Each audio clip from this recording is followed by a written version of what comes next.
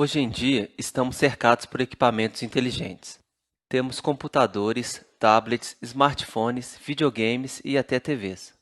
O que torna esses equipamentos inteligentes é o software, também chamado de programa ou aplicativo. O software é tudo aquilo que a gente interage, mas não consegue pegar.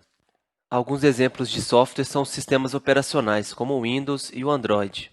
Jogos eletrônicos, como Angry Birds e Tetris. Programas de escritório, como o Word e o Excel. Outras coisas que também são controladas por algum tipo de software e a gente nem sabe. O semáforo, a injeção eletrônica dos carros e até o micro-ondas. Os softwares são criados por programadores, que para isso usam uma linguagem de programação. Mas afinal, o que é uma linguagem de programação? Para responder essa pergunta, primeiro eu vou explicar como esses equipamentos inteligentes funcionam por dentro. Depois vai ficar mais simples de entender o que é uma linguagem de programação. Dentro de todo equipamento inteligente, tem um circuito eletrônico chamado processador. Graças ao processador, esses equipamentos podem executar os softwares. É dentro do processador que toda a mágica acontece.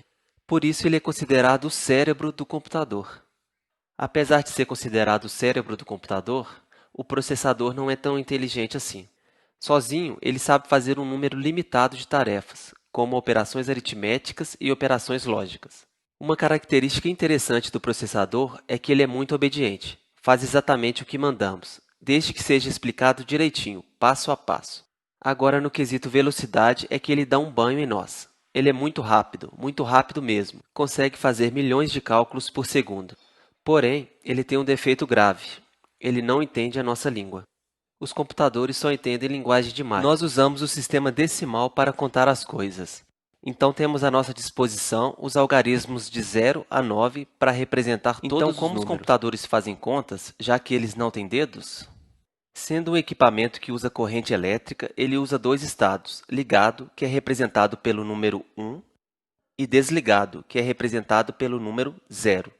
Então, ao invés de usar um sistema de base 10, com 10 algarismos à disposição, ele usa um sistema de base 2, chamado de sistema binário, usando os algarismos 0 ou 1. Cada algarismo desse recebe o nome de bit. Cada conjunto de 8 bits recebe o nome de byte.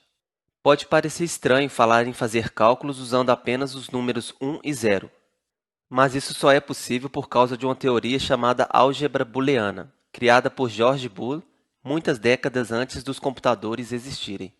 Agora vamos entender como o processador faz para representar todos os números e letras usando apenas zeros e uns. Apesar do sistema binário ser simples, usando apenas zeros e uns para representar informação, ele não é legível para nós humanos. Temos que fazer vários cálculos para entender uma simples frase como essa.